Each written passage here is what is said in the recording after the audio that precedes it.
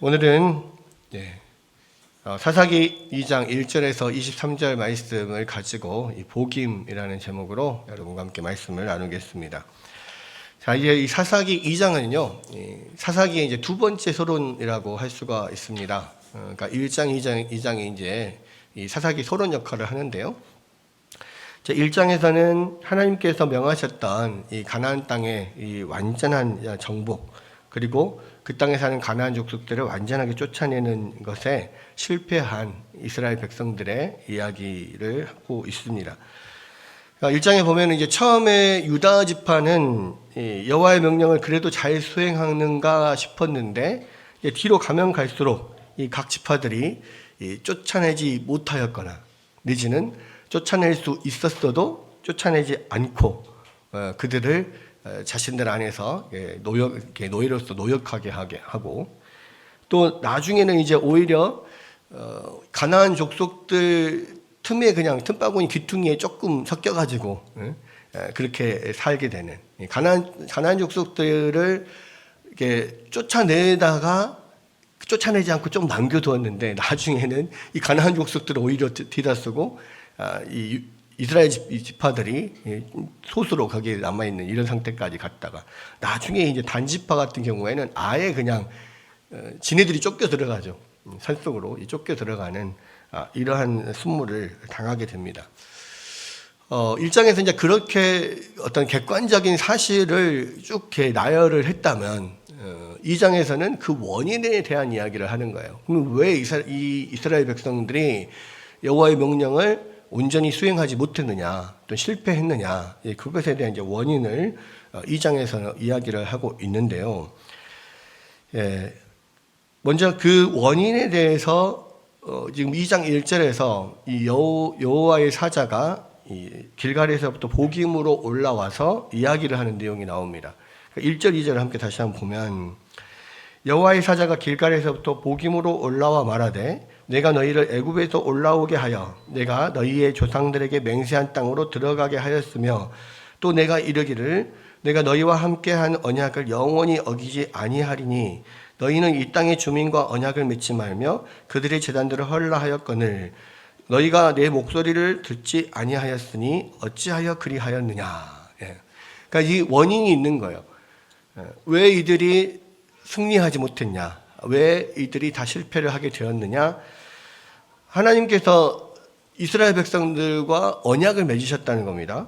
너희들 조상들에게 맹세한 땅으로, 애굽에서부터 내가 올라오게 해서 너희 조상에게 맹세한 땅으로 들어가게 했고, 너희와 함께한 언약을 내가 영원히 어기지 아니하리라. 하나님께서 그렇게 말씀을 하셨어요, 분명히. 그런데 이 언약은 항상 이 쌍방 언약입니다. 그러니까 어떤 언약을 맺을 때 일방적으로 한쪽에서만 그냥 이렇게 언약을 맺는 경우가 없어요. 특히 우리가 이스라엘 백성들이 나올 때를 생각해 보면 출애굽해서 이들이 시내산으로 가잖아요. 그 시내산에서 하나님과 이스라엘 백성들의 대표가 언약을 맺습니다. 그래서 내가 너희를 애굽에서 이끌어내서 가나안 땅으로 인도할 것이다. 그곳에서 하나님의 나라, 젖과 꿀이 흐르는 이 가나안 땅에서 하나님 나라를 세워서 내가 너희들의 왕이 되고 너희들은 나의 백성이 될 거다. 이것을 언약을 합니다. 그리고 내가 너희 하나님이 되어서 너희 왕이 되어서 영원히 너희를 지키겠다, 보호하겠다, 약속을 하는 거죠. 거기에 대해서 이스라엘 백성들에게 묻습니다. 너희도 그렇게 하겠느냐? 우리가 그렇게 하겠습니다. 하나님이 우리의 왕이 되시고 우리는 하나님의 백성들이 되겠습니다. 서로 이렇게 언약을 했어요. 그리고 피를 뿌리고 또 그곳에서 함께 언약 조인식이라고 하죠. 언약의 식사를 함께 나누고 그렇게 했습니다. 이스라엘 대표와 하나님이 그렇게 했다고, 언약식을 치렀다고 하는 것은 이게 쌍방의 계약인 거예요. 근데 하나님 편에서는 그 모든 약속을 다 지키십니다. 애굽에서 이끌어내서 가나안 땅으로 인도하시고 그곳에서 승리하게 하고 그곳에서 다 그 땅을 차지하게 만들어요. 그런데 이스라엘 백성들 측에서 하나님께서 말씀하신 그 언약의 내용을 지키질 않는 거예요. 하나님께서 너희가 나의 백성이 되려면 나의 그 율법을, 나의 법을 지키고, 그리고 그곳에 있는 백성들을 다 쫓아내라. 그리고 거기 있는 백성들, 가나안 백성들과 서로 교류하지 말아라. 그리고 거기 있는 신들, 제단들 다 부숴라. 그렇게 하면 내가 영원히 그 나라에서 너희가 승승장구하게 하겠다. 약속을 하셨는데, 하나님은 그 약속을 지켰지만 이스라엘 백성들은 그 약속을 지키지 않았던 거예요. 그래서 그들의 언약을 맺지 말라고 한 가나안 족속들과 언약을 맺고 그들 안에서 살게 하고, 또 그들의 모든 제단을 다 헐어버리고 그 모든 종교들을 다 종교와 문화를 다 배척하라라고 했는데, 오히려 그들을 남겨두고 오히려 그 종교와 문화에 경도돼서 그냥 그들이 우상 숭배로 나아가고 이렇게 되었기 때문에 하나님께서 더 이상 그들에게 은혜를 베풀지 않겠다라고 하는 겁니다. 그러니까 결국 이렇게 점점 이 이스라엘 땅을 완전히 정복하지 못하고 오히려 나중에는 쫓겨남을 당하게 되는 이런 일들은 이스라엘 백성들이 하나님과의 언약을 지키지 않았기 때문이네 그렇다라고 이야기를 하는 거예요. 그렇다면 왜 이 이스라엘 백성들이 하나님과의 언약을 지키지 않고 하나님의 명령을 순종하지 않고 그 가나안 족속들을 살려두고 또 자기 안에 언약을 맺고 자기 땅에 거하게 하였는가? 또 그들이 제단은 신들을 배척하고 제단을 헐지 않고 그것들을 받아들였는가? 그 이유는 무엇입니까? 지난 시간에도 말씀드렸지만 가나안 민족을 남겨두는 것이 자기들에게 이익이 된다고 생각했기 때문인 거죠. 그러니까 이들을 노예로 삼아 다 쫓아내느니 또 다 죽이고 쫓아내느니 그냥 이들을 노예로 삼아서 노역을 시키면 이 노동력도 공짜로 얻을 수 있고 얼마나 좋냐. 그게 이제 이익이 된다는 거 아니에요. 그래서 나중에는 처음에는 치기 어려워서 못 쫓아내는 경우가 있을지라도 나중에 강성해졌는데도 불구하고 여전히 쫓아내지 않은 것은 그들을 남겨두는 것이 자기들에게 이익이라고 생각을 했기 때문이란 말이에요. 왜냐하면 이제 이들은 또 그 노동력을 얻는 면도 있고 또 하나는 여기는 원래 그 이스라엘 백성들의 본 무대가 아니에요. 왜냐하면 그동안에는 그 이집트의 고센 땅에서 그 가축들을 치면서 유목민으로 살아왔단 말이에요. 농사를 한 번도 해본 적이 없습니다. 그런데 이제 가나안 땅으로 들어와서는 환경이 바뀌죠. 물론 가축도 조금 칠 수도 있겠지만은 대부분은 그곳에서 농사를 해서 거기서 먹고 살아야 된단 말이에요. 광야 40년 동안에는 하나님께서 농사하지 않아도 만나를 내려주셔서 그 곡식을 충분히 먹게 하셨잖아요. 근데 가나안 땅에 들어오자마자 이제 만나가 끊깁니다. 그죠? 이제는 자기들이 그것을 농사를 해서 먹고 살아야 돼요. 곡식을. 근데 자기들은 유목민이기 때문에 농사 기술을 몰라. 그런데 반면에 가나안 원주민들은 그동안에 오랫동안 거기서 살면서 농사를 지어왔던 민족이기 때문에 농사법을 잘 알아요. 그러니까 그들에게서 농사법도 배우고 노동력으로도 쓸 수 있고 그러니까 그러한 어떤 경제적인 이유로 그들을 남겨두게 되는 거죠.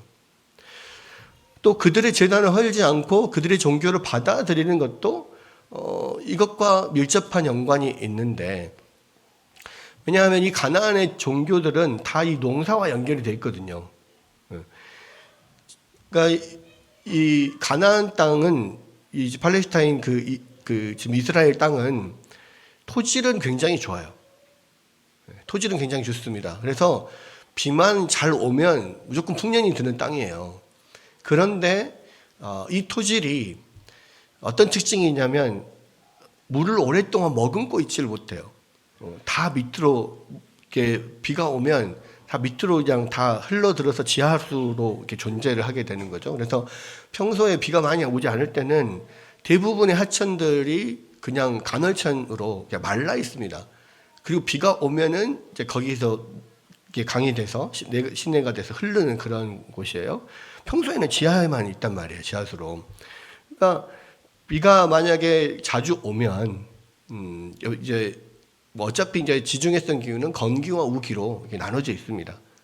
그래서 보통 한 10월부터 한 4월 정도까지가 우기예요. 그때가 이제 우리는 겨울인데 그때는 거기는 겨울에 비가 내리는 거예요. 그 다음에 5월부터 시작해서 9월까지는 건기입니다. 그때부터 이제 비가 안 와요. 근데 이제 이 농사가 잘 되기 위해서는 이른 비와 늦은 비가 충분히 잘 내려야 돼요. 그러니까 이제 이 우기 때 비가 잘 내려야 되는데 간혹 가다가 우기 때 비가 잘 안 내리는 경우가 있습니다. 이럴 때는 이제 흉년이 드는 거죠. 그러니까 이 가나안 땅에서의 어떤 풍년과 흉년을 가르는 것은 비예요. 근데 비가 사람들의 마음대로 이게 조종이 되는 게 아니잖아요. 그러니까 이제 그러한 기후 환경과 농사에 관계돼서 그들이 어떤 하나의 어떤 신을 거기에 연결해서 신을 섬기게 되는 건데, 그래서 비의 신이고 천둥 번개의 신인 바알과 이 바알의 누이이면서 아내인 아세라와 아스타롯이 있어요. 그러니까 이들과 이 바알, 그러니까 이 아세라와 아스타롯은 풍요의 신입니다. 그리고 땅의 신이에요. 그래서 바알, 그 천둥과 비의 신, 이 바알과 땅의 신 아세라가 이런 관계를 많이 이렇게 맺으면 거기에서 이제 떨어지는 이 바알에게서 이 땅의 신 아세라에게 떨어지는 그 정액이 비라고 생각을 하는 거예요. 그래서 그것이 비가 많이 내리면 많은 소산이 나게 되는 그러한 어떤 신화를 가지고 있는 거죠. 그래서 이제 그거를 더 촉진시키기 위해서 더 많은 비를 내리게 하기 위해서 이 바알 신을 섬기는 바알과 아세라는 그래서 따로따로 떨어진 신이 아니라 한 세트로 되어 있는 신인 거예요. 그래서 그 바알과 아세라를 섬기는 그 신전에는 항상 여사제들이 사제들이 있어가지고 바알에게 제사 지내러 온 사람들과 성관계를 통해서 이 어떤 바알에 훨씬 더 비를 많이 내리는 것을 촉진시킬 수 있다라고 생각을 하는 거죠. 그런 것과 이제 연결이 되어 있습니다. 그러니까 그들의 섬기는 신화, 그들의 신화는 농사와 연결이 되어 있는 거예요. 그리고 어떤 제사를 드리는 것에 관계돼서 연장선상에서 이제 성주적인 그런 문화들이 결부가 되어 있으니까 굉장히 타락한 그런 문화로 갈 수밖에 없는 그런 구조로 더 있는 거죠.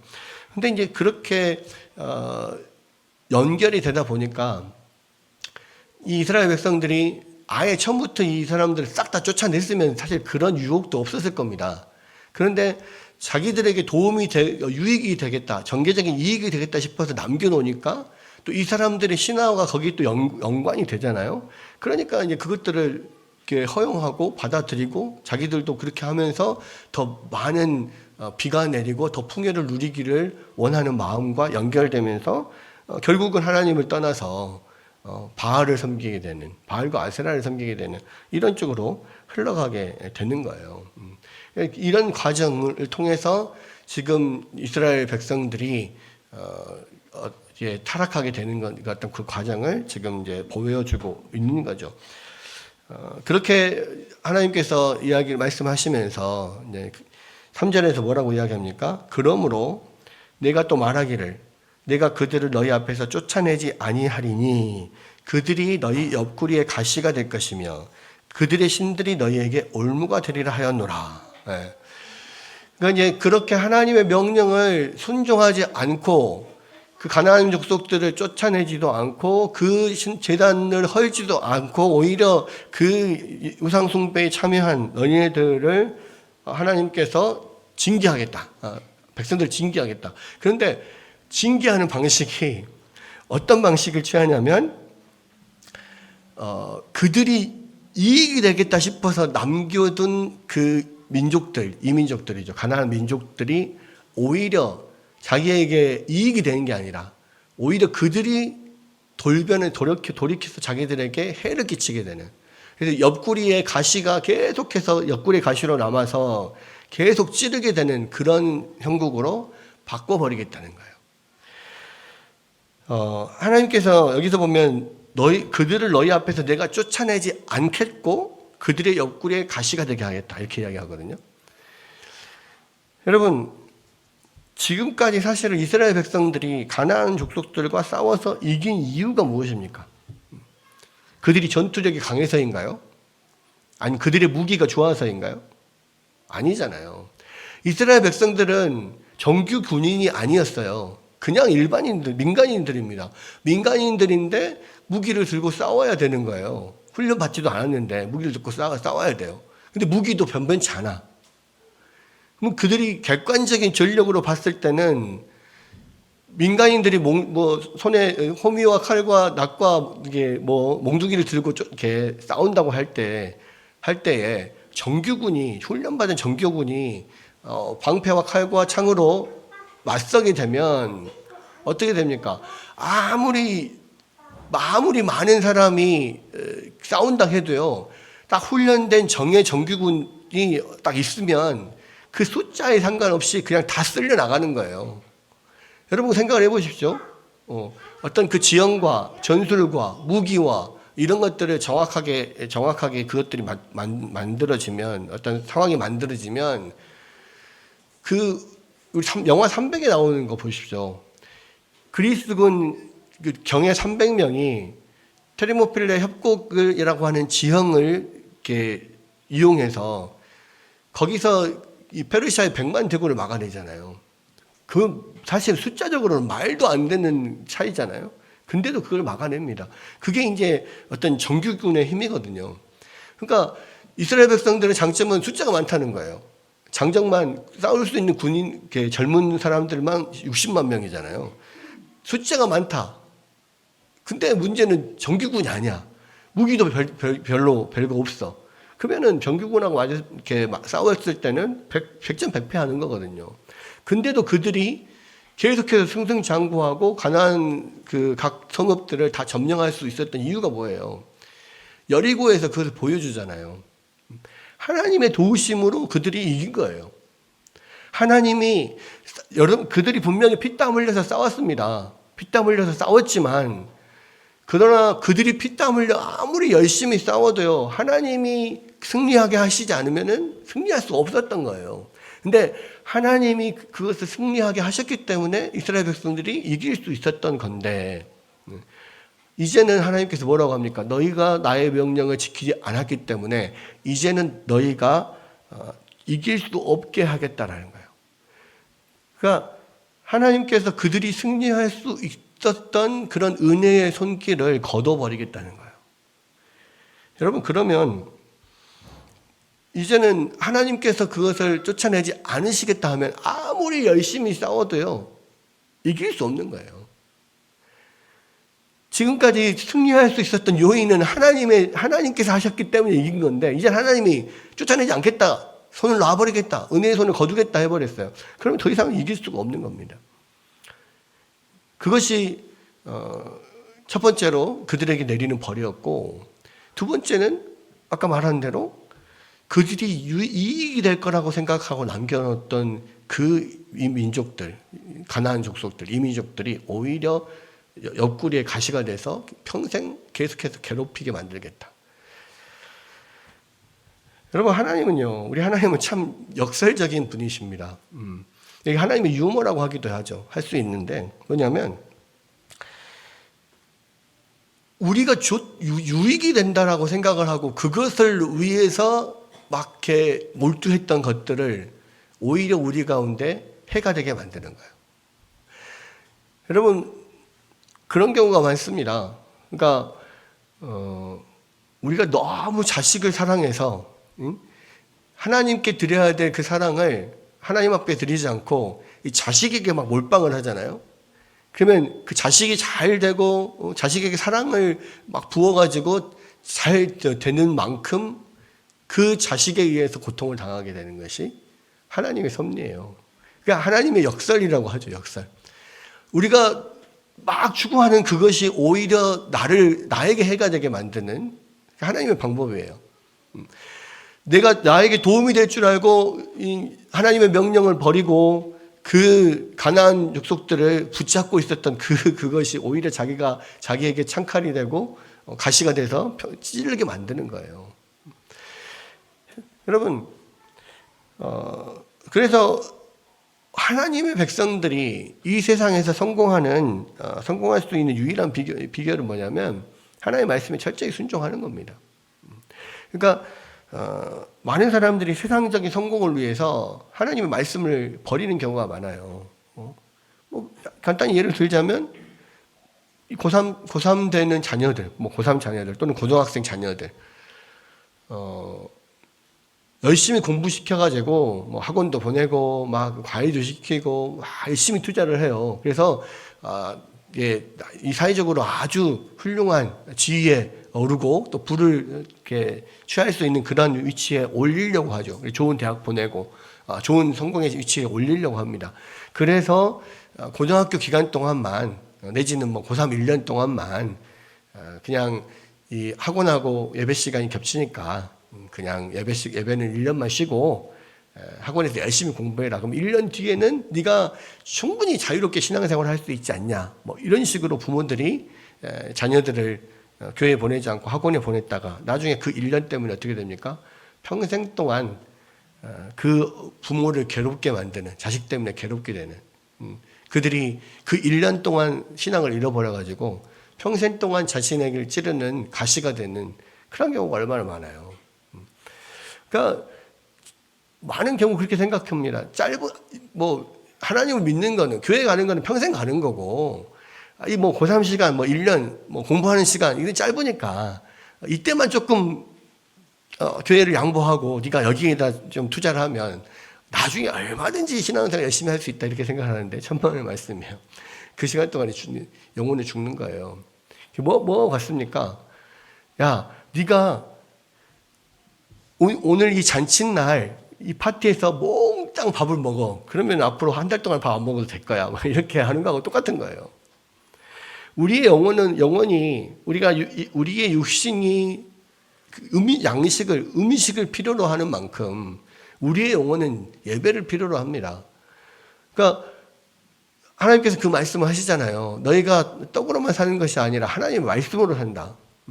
하나님의 말씀으로 사는 것을 알게 하려 하심이라 라고 이야기하는 것은 뭐예요? 하나님의 말씀이 우리의 육체의 생명을 유지하는 것은 아닙니다. 그런데 우리의 영적인 생명이 유지되기 위해서는 꼭 영의 양식인 하나님의 말씀이 늘 들어와야 돼요. 하나님의 말씀을 오랫동안 먹지 않으면 그 영혼은 죽게 되어 있습니다.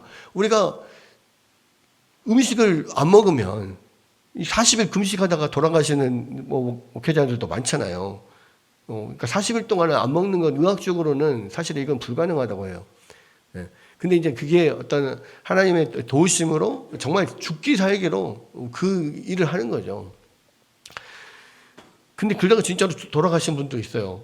유명한 이찬수 목사님 아버지 목회하실 때 40일 금식하다 돌아가셨잖아요. 그것이 이찬수 목사님의 그 마음에 너무너무 한이 됐었잖아요. 그런데 이제 나중에 결국은 그 아버지가 그렇게 하나님 앞에 목숨 걸고 기도하심으로 그 열매를 자기가 먹게 됐구나라고 하는 것을 이제 느끼게 되고 깨닫게 되고 하나님 앞에 또 좀 회개하고 원망했던 것들 회개하고 했다는 이야기를 들었습니다만은 사실은 의학적으로는 40일 금식은 이건 인간으로서 할 수 있는 것은 아니에요. 어쨌든 우리의 몸이 육체가 양식을 필요로 하는 것만큼 우리의 영혼도 영의 양식인 하나님의 말씀과 예배가 필요하단 말이에요. 1년 동안을 양식을 안 먹어봐요. 사람 죽죠. 당연히 그 영혼은 죽게 돼 있습니다. 근데 많은 크리스찬들 부모들이 학부형들이 그런 어리석은 선택을 하는 거예요. 결국은 그렇게 해서 키운 자녀 성공을 했습니다. 의사가 됐고요. 아주 돈 잘 벌고 아주 명망 높은 그 지위를 얻은 사람이 됐습니다. 결국 그 영혼은 하나님을 떠나고 지옥불에 떨어져야 되는 것을 계속해서 부모는 봐야 되고요. 그렇게 키웠던 자녀들이 효도하는 거 못 봤습니다. 그게 하나님의 벌이에요. 자신이 애지중지하던 것이 도리어 자기에 돌이켜서 가시가 되는, 평생 자기를 찌르는 가시가 되게 하는 거. 그게 하나님의 방식이라고요.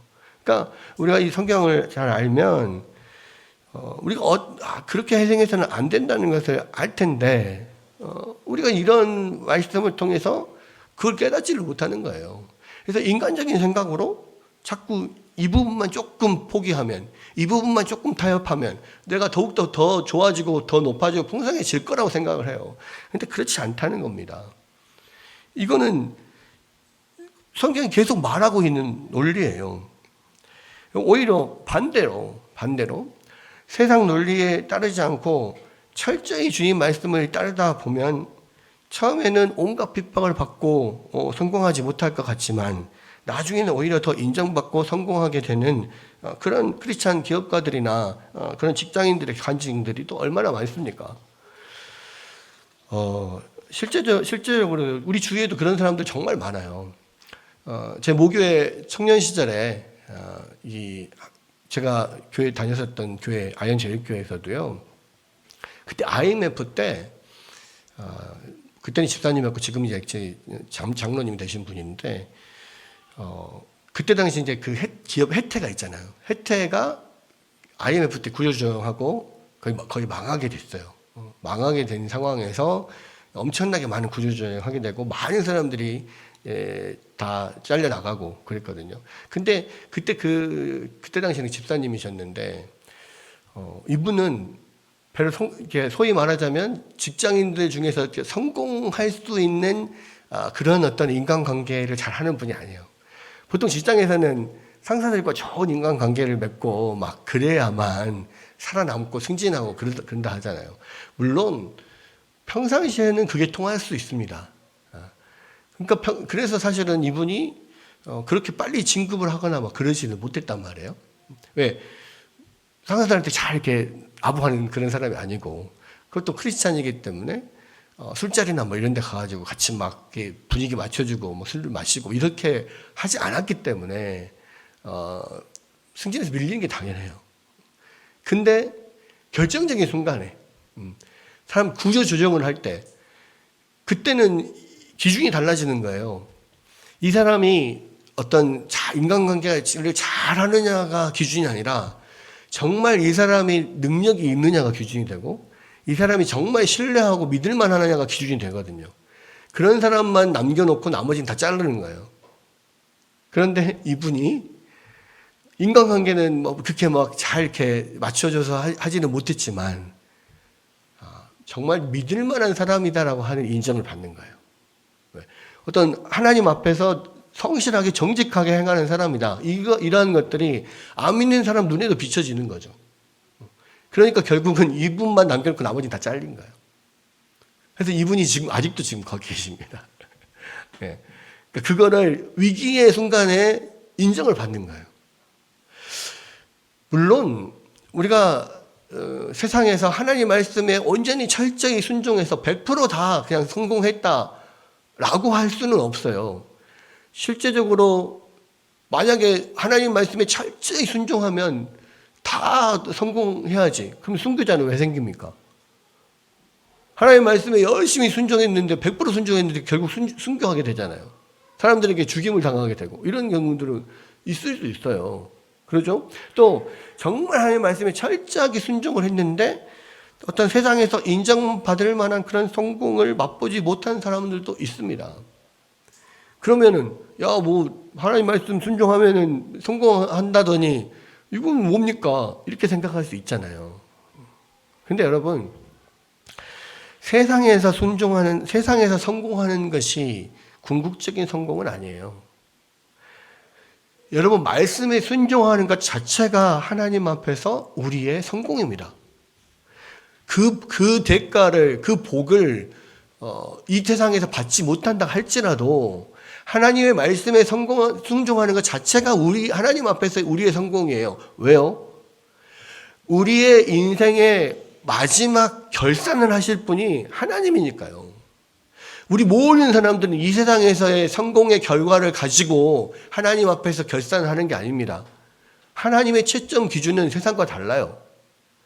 하나님이 채점자시고 하나님이 심판관인데 하나님의 채점 기준은 뭐예요? 이 세상의 성공입니까? 아니요. 하나님의 채점 기준은 하나님 말씀에 얼마나 순종했는가가 채점 기준이에요. 그래서 이 세상에서 하나님 말씀에 철저히 선정해서 이 세상에서 성공을 맛보지 못했을지라도 궁극적으로 우리의 인생은 성공하는 인생이에요. 왜? 하나님의 채점 기준에 걸맞으니까요. 하나님 입장에서 100점이거든. 그러면 된 거 아닙니까? 우리가 이 세상에서 인정받고 성공하는 거, 그거는 이 세상에서는 잠깐이에요. 하나님 나라에서는 영원하거든요. 이 세상에서는 꼴등이었다가도 하나님 나라에서는 영원히 1등일 수 있는 게 우리들입니다. 이 세상에서 점수가 중요하지 않아요. 하나님 나라에서의 점수가 중요한 거지. 여러분, 그래서 이 사사기의 말씀처럼요, 하나님을 떠난 성공은 그래서 궁극적인 성공이 아닌 거예요. 그리고 하나님을 떠난 성공은 곧 우리의 옆구리에 가시가 돼서 평생을 우리를 찌르게 되는 것입니다. 그거는 분명한 것 같아요. 여러분, 이 세상에서 하나님 말씀에 순종해서 다 보상 못 받을 수 있습니다. 그러나 하나님의 말씀에 불순종한 대가는 반드시 받습니다. 단 우리가 믿는 자라면. 세상 사람들은 거기에 적용되지 않겠죠. 어차피 세상 사람들은 지옥불에 떨어지고 마지막이 심판받을 사람들이기 때문에 이 세상에서 성공을 하든 이 세상에 실패를 하든 아무 상관이 없어요. 그런데 하나님을 믿는 사람들은요, 이 세상에서 이 하나님 말씀을 철저히 순종한 것에 대해서 어떤 보상을 이 땅에서 못 받을지라도요, 하나님 말씀을 떠난 것에 대한 벌은 이 세상에서 반드시 받습니다. 제가 저번에도 이야기했잖아요. 믿는 사람들은 정말로 하나님을 믿는 그 믿음이 정말 있다면요, 우리는 반드시 천국에 들어가게 돼요. 그죠? 근데 천국에 들어가면 천국에서는 우리의 어떤 실패에 대한 벌을 받는 곳은 아니에요. 왜? 천국은 슬픔이 없고 아픔이 없고 고통이 없고 기쁨하고 즐거움만 있는 곳이잖아요. 그러면 이 세상에서의 하나님 앞에 순종하지 못하고 범죄하였던 것에 대한 벌은 천국 가서는 못 받아요. 이 땅에서 다 받고 가야 돼. 그러니까 믿는 사람들은요, 이 땅에서 하나님 앞에 순종한 것에 대한 상을 이 땅에서 못 받을지라도 하나님 앞에 불순종한 것에 대한 벌은 이 땅에서 반드시 받고 갑니다. 왜? 상은 천국에서 받을 수 있지만 벌은 천국에서 못 받으니까요. 그죠? 만약에 이 세상에서 내가 하나님 앞에 불순종했는데 벌을 안 받는다, 그리고 죽었다, 그럼 그 사람 지옥 가는 거예요. 믿는 사람이 아닌 거예요. 그래서 하나님을 믿는 사람들은요, 이 땅에서 반드시 그 잘못한 것에 대한 벌을 받게 돼 있어요. 여러분, 제가 계속 이야기하잖아요. 열왕기를 보면서, 사무엘을 보면서. 다윗이 하나님 앞에 자기의 죄에 대해서 아무리 회개를 했다고 할지라도요, 그 벌을 이 땅에서 정말 고통스럽게 받았어요. 그죠? 왜 그랬겠습니까? 다윗은 천국 가야 되니까. 이 땅에서 그에 대한 벌은 반드시 받는 거예요. 그러니까 사람들은 이 믿는 사람들이 잘못 생각하는 게 그런 거예요. 나는 예수를 믿으니까 벌을 받지 않을 것이다. 예수님이 나 대신 다 벌 받았으니까 나는 벌 안 받고 회개하고 그냥 잘못했습니다, 그러면은 벌 안 받고 넘어갈 것이다, 이렇게 생각을 해요. 그런데 웨스트민스터 신앙고백서에서 우리 배웠던 게 뭡니까? 뭐랄까요? 형벌적인 징계, 그렇죠? 형벌적인 어떤 보응은 예수 그리스도의 피로 다 됐어요. 그러나 아버지로서 아들하게 하는 징계는 여전히 우리가 받아야 된단 말이에요. 잘못했으면 반드시 회초리를 맞아야 돼요. 그렇잖아요. 왜 그렇습니까? 다시는 그 일을 저지르지 않도록. 우리가 자녀들을 어떤 것을 잘못했을 때 네가 잘못했다라고 충분히 자기가 느끼고 회개하고 고백했으면 용서해 줄게. 그 죄는 용서해 줄게. 그러나 벌은 받아야 된다. 몇 대 맞을래? 이렇게 이야기하거든요. 충분히 뉘우쳐도요, 매를 때려요. 네가 몇 대 맞을래? 그래서 우리 자녀들에게 이제 우리 아들에게 너 몇 대 맞을래 했을 때 5대 맞겠습니다. 그래서 5대를 때렸죠. 아프게. 자기가 다 회개하고 고백했어요. 잘못했다고 했어요. 5대를 때렸습니다. 아프게 세게 때렸습니다. 나중에 우리 아들이 그러더라고. 한 대만 맞는다 그럴걸. 한 대만 맞는다 그러고 괜히 5대 맞는다 그랬다. 야, 한 대 맞았으면 넌 죽었어. 너 뼈 부러졌어. 뭐 이렇게 말을 하는. 왜 그렇게 합니까? 그거를 몸에 새겨서 다시는 그 일을 저지르지 않도록 하기 위해서 하는 거예요. 왜? 분명히 잘못했다가 회개했어도요, 매를 안 때리면 그 아픔이 육체에서 느껴지지 않으면 다시 그 일에 빠지기 쉽단 말이에요.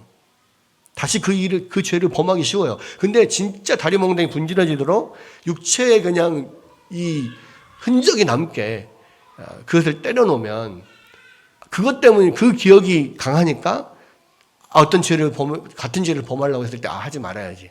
아이고 매 맞는 거 무서워 힘들어 이렇게 생각한단 말이에요. 그러니까 매를 때린다고요. 하나님이 그래 똑같아요. 믿는 사람들 하나님이 자녀들을요 매를 때리지 않는 게 아니에요. 형사적인 처벌을 받지 않아요. 절도를 했어. 아버지 돈을 훔쳤어.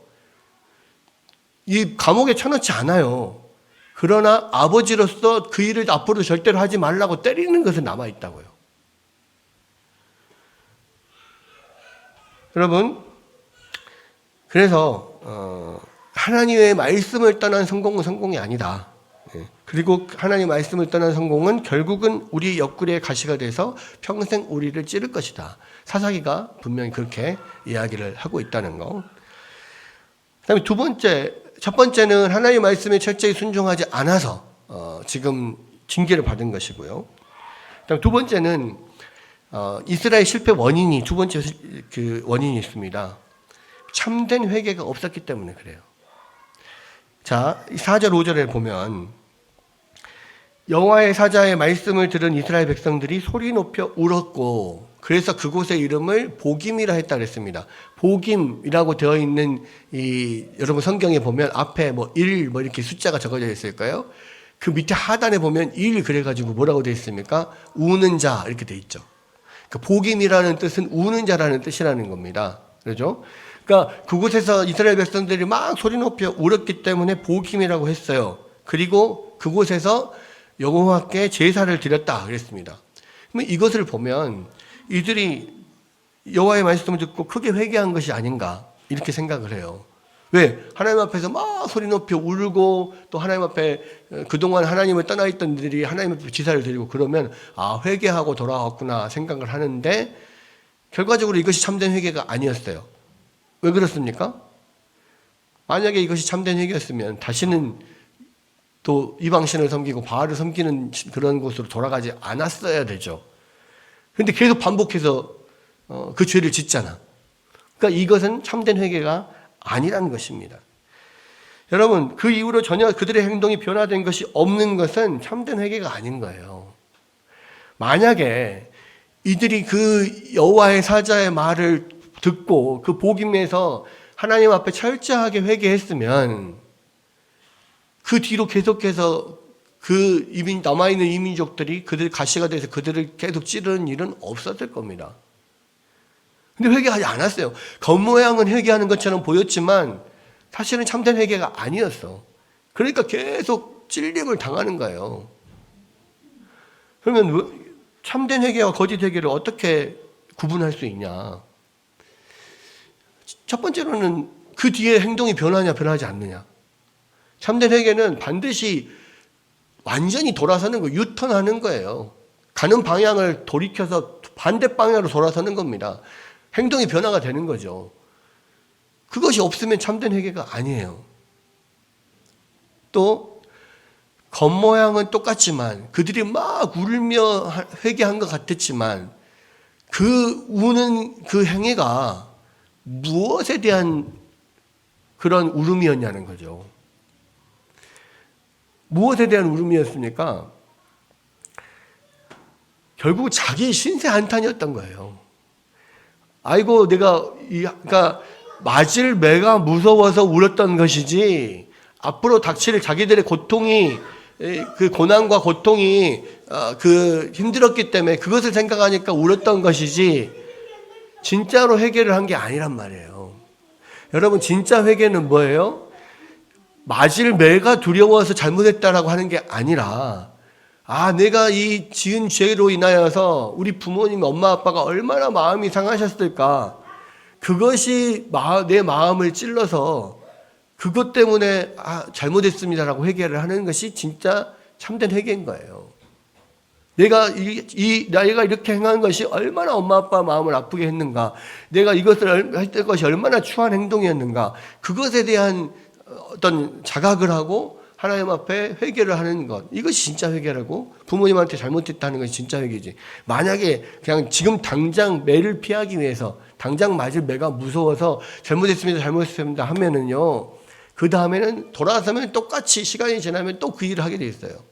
그런데 내가 진짜 너무나 하나님 앞에 죄송하고 너무나 부모님한테 죄송하고 미안하고 나 때문에 얼마나 부모님 마음이 찢어졌는가 이것을 공감하고 그렇게 해서 내가 진짜 잘못했습니다 이렇게 되잖아요. 그러면 다시는 그렇게 하지 않아요. 왜? 내가 그렇게 하면 또 부모의 마음이 찢어지는 것을 아니까 안 한다고. 그게 참된 회개란 말이에요. 하나님 앞에 회개한다는 것은 그런 거예요. 나의 이 죄가 얼마나 하나님 마음을 아프게 하고 얼마나 그 마음을 상하게 하고 가슴이 찢어지게 만들었는가. 그리고 나의 이 죄를 회개하고 용서하기 위해서 예수 그리스도께 십자가에서 그 몸을 찢기심으로 이 일을 이뤘다는 것을 얼마나 내 마음 가운데 처절하게 느끼냐에 따라서 달라지는 거거든요. 여러분, 참된 회개가 없었기 때문에 결국 이들은 악순환을 계속할 수밖에 없었단 말이에요. 그것이 사사기의 그런 어두운 시대가 오게 되는 그런 원인 중에 하나였어요. 두 번째 원인이었습니다. 이 땅에 여러분 사사기 시대의 그런 영적인 어두움들이 임하게 되는 이유가 뭐냐? 우리 안에 참된 회개가 사라져버렸기 때문에 그래요.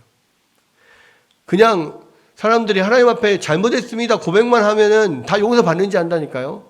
천만의 말씀이에요. 하나님 앞에 진짜로 회개하지 않으면 용서받을 수 없어요. 계속해서 그 가시로 찔림을 당할 거예요. 세 번째 실패의 원인이 있습니다. 교육의 부재였어요. 교육의 부재. 7절 그리고 10절 11절 한번 읽어보겠습니다. 자, 7절. 백성이 여호수아가 사는 날 동안과 여호수아 뒤에 생존한 장로들 곧 여호와께서 이스라엘 위에서 행하신 모든 큰 일을 본 자들이 사는 날 동안에 여호와를 섬겼더라. 10절 11절. 그 세대의 사람도 다 그 조상들에게 돌아갔고 그 후에 일어난 다른 세대는 여호와를 알지 못하며 여호와께서 이스라엘 위하여 행하신 일도 알지 못하였더라. 이스라엘 자손이 여호와의 목전에 악을 행하며 바알들을 섬기며 이렇게 되어 있죠. 바알들을 섬기고 이스라엘 백성들이 악을 행하는 이유가 뭐예요? 여호수아와 이 여호수아의 뒤에 생존한 장로들, 즉 하나님의 역사를 보고 알았던 모든 사람들이 다 죽은 그 다음 세대는 여호와를 알지도 못했고 여호와가 이스라엘 위해서 행한 일을 알지도 못했기 때문에 결국은 악을 행하며 바알을 섬기는 쪽으로 나아가게 됐다라는 겁니다. 여러분, 그들이 여호와를 떠나서 우상 숭배에 빠진 이유는요, 여호와를 알지 못했기 때문에 그래요. 그런데 여기서 히브리어에서 알다라고 하는 단어는요, 지식적으로 아는 것이 아니라 경험적으로 아는 거예요. 그러니까 여호와를 아는 것은요, 경험해봐서 안다는 겁니다. 여호수아와 그 장로들 세대는요, 하나님을 경험해봤어요. 하나님의 능력을 경험해봤어요. 하나님을 만났어요. 그러니까 하나님을 떠나지 않았습니다. 그런데 그 이후의 세대는 하나님을 그 조상들로부터 들어서 알았는지는 모르겠어요. 그런데 경험해 본 적이 없어요. 하나님을 만나본 적도 없고 하나님을 능력을 경험해 본 적이 없어요. 그렇기 때문에 그들이 하나님을 떠나서 쉽게 우상으로 빠지는 거예요. 여러분, 그것은 물론 이전 세대나 다음 세대나 둘 다 잘못이 있겠죠. 이전 세대들은 충분히 그들이 하나님을 경험하도록 이 다음 세대들에게 하나님을 가르치고 또 경험적으로 그 하나님을 경험할 수 있는 자리를 마련해주고 이런 일을 안 했기 때문에 그랬을 수 있고, 다음 세대들은 정말로 하나님을 알기 위해서 만나기 위해서 간절히 사모하고 또 하나님께서 주신 그러한 은혜의 방편들, 하나님을 만나는 방편들을 말씀과 기도와 예배와 이런 것에 전념하지 않아서 분명히 그랬을 겁니다. 두 개가 분명히 맞물렸겠죠. 그러나 분명한 것은요, 그런 사사기 시대의 잘못이 이 시대도 여전히 동일하게 그렇게 이 시대에도 이어져 있다는 거예요. 왜?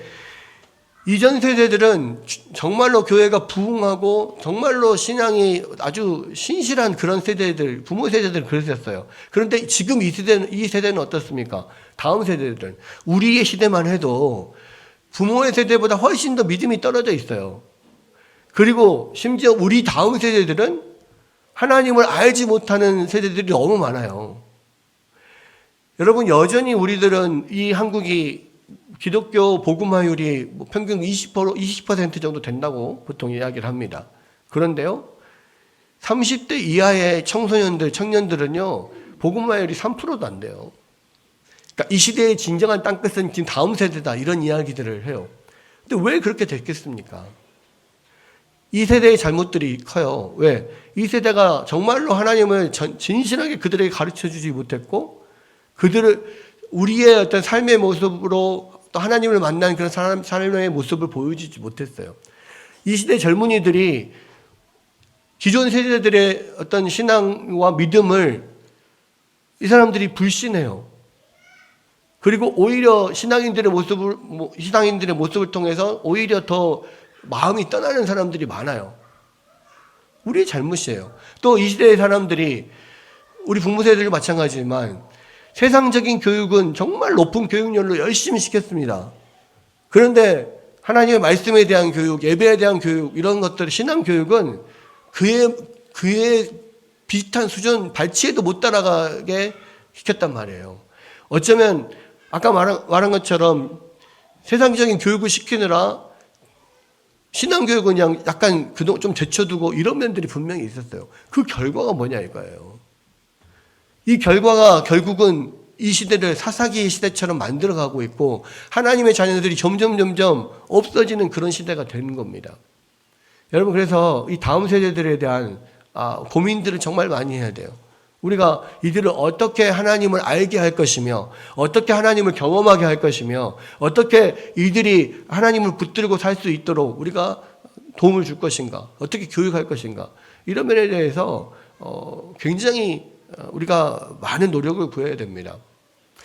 여러분, 세상에서는요, 우리 아이들이 모든 유튜브나 TV나 뭐 이런 핸드폰이나 이런 미디어를 통해서 배우는 지식들이 이미 교회에서 배우는, 가정에서 배우는 신앙교육보다 훨씬 더 많은 시간들이 거기에 노출되어 있어요. 세상에서 교육받은 것이 교회에서 교육받은 것, 가정에서 교육받은 것보다 훨씬 더 큰 비중을 차지하고 있다고요.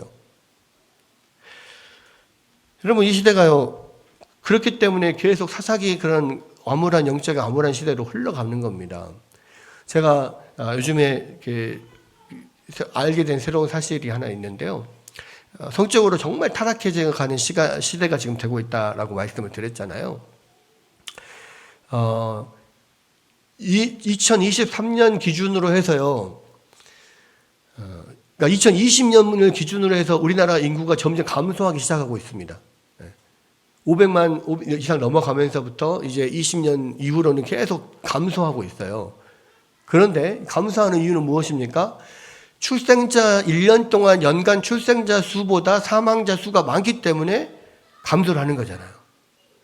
근데 제가 조사를 해보니까, 알아보니까요, 2023년도 기준으로 해서 출생자 수가 23만 명입니다. 그런데 사망자 수가 35만 명이에요. 그러니까 당연히 인구는 감소할 수밖에 없죠. 그런데 출생자 수가 23만 명인데요. 임신 중절로 죽은 아이들의 수가 얼마인지 아십니까? 연간 40만 명이에요. 출생자 수가 23만 명인데 임신 중절로 죽은 아이가 40만 명. 그러니까 임신 중절을 하지 않고 아이를 낳았으면요, 인구가 줄어들 이유가 없는 거예요. 그죠? 근데 이 40만 명이 임신 중절로 죽는 이것이 얼마나 놀라운 수치냐면요. 코로나 기간 동안에 코로나로 죽은 사망자 수가 누적 수가요 5만 명이에요. 근데 1년에 40만 명이 임신 중절로 아이들이 죽는다고. 러시아 우크라이나 전쟁을 통해서 지금까지 죽은 그 사람들의 수가요 20만 명이 안 돼요. 전쟁으로 죽은 사람들이요. 근데 우리나라에서 1년에 40만 명이 유아들이 죽어요. 임신 중절로. 그럼 왜 임신 중절을 합니까? 하나님의 뜻에 벗어난 성관계를 했기 때문에 그런 거예요. 하나님의 뜻은 부부 사이에서만 성관계가 허락이 되는 겁니다. 이 성관계는 부부 사이에서만 할 수 있는 거예요. 부부 사이 안에서의 기쁨이고 그 부부 사이 안에서의 어떤 생육의 수단이에요. 근데 그것을 벗어난 성관계를 가졌기 때문에 그 결과로 임신한 사람들은 다 중절수술을 하는 거예요.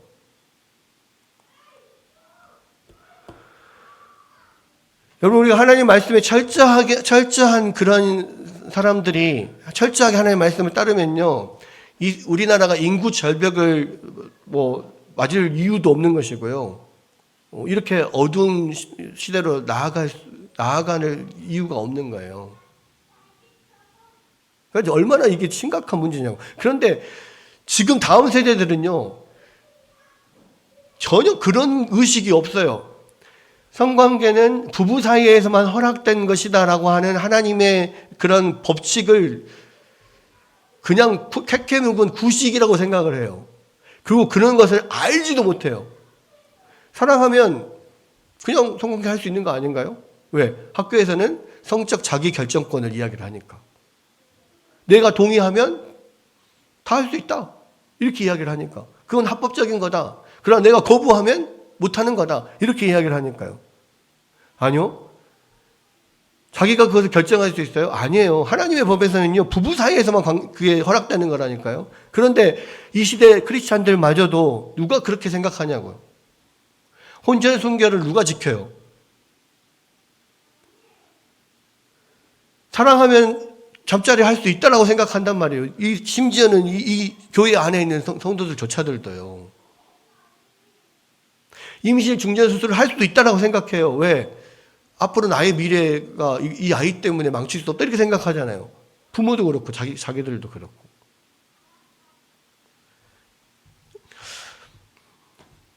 여러분, 그러한 결과 이 시대가요, 점점 사사기의 암흑 시대로 흘러가고 있어요. 하나님을 모르는 시대가 돼가고 있어요. 여러분, 정말로 우리가 하나님을 알아야 됩니다. 하나님의 뜻을 철저하게 우리가 지켜야 돼요. 그러기 위해서 우리 다음 세대들을 정말 신앙으로 잘 교육하고 세워야 되고, 끝없이 하나님의 뜻이 무엇인지를 알려줘야 됩니다. 몰라서 그런 경우가 많아요. 심지어는 그 이야기 합니다. 그 성교육, 특히 동성애 관련해서 막 열심히 활동하고 있는 김지현 약사 같은 경우 그 이야기를 합니다. 동성애 때문에 에이즈에 걸린다는 사실을 누군가가 나에게 알려주기만 했어도 내가 동성애 하지 않았고 에이즈에 걸리지 않았을 거라고 호소하는 청소년들이 그렇게 많대요. 세상에서는 동성애를 통해서 에이즈가 생기는 거 아니다라고 이야기를 해버려요. 그러니까 그렇게 호기심에 가요. 근데 그 결과 에이즈 걸려요. 몰라서 그런 경우가 많아요. 마찬가지입니다. 그것을 알기만 했으면 자기는 안 했을 거래. 마찬가지죠. 하나님의 뜻이 무엇인지 알기만 했으면 내가 그렇게 안 했을 거라고 왜 부모님이, 왜 교회에서 안 가르쳐줬냐 한탄할 아이들이 많이 나올 수 있다니까요. 여러분, 그래서 우리가 하나님의 말씀을 철저하게 가르쳐야 돼요. 그래야만 정말로 이런 사사기의 그 암흑 시대에 우리가 빠져 들어가는 것을 막을 수 있습니다. 여러분, 이스라엘 실패의 원인을 세 가지를 우리가 이야기했습니다. 하나님 말씀에 철저하게 순종하지 않았다는 거, 또 두 번째는 참된 회개가 없었다는 거, 세 번째는 교육이 없었다는 거, 다음 세대에 대한 하나님의 교육이 없었다는 거. 이 세 가지를 우리가 철저하게 지킬 때 다시 한번 이 시대가 말씀으로 부흥하고 영적으로 부흥하는 그런 시대가 되고, 또 그런 사사기의 그런 영적인 암울함 속으로 빠지는 그런 일들이 없어질 것이라고 믿습니다. 다시 한번 이 말씀 가지고 이 시대를 위해서 우리가 또 울며 기도하며 또 이 시대의 자녀들을 위해서 기도하는 우리 모두가 될 수 있기를 주의 이름으로 축원합니다.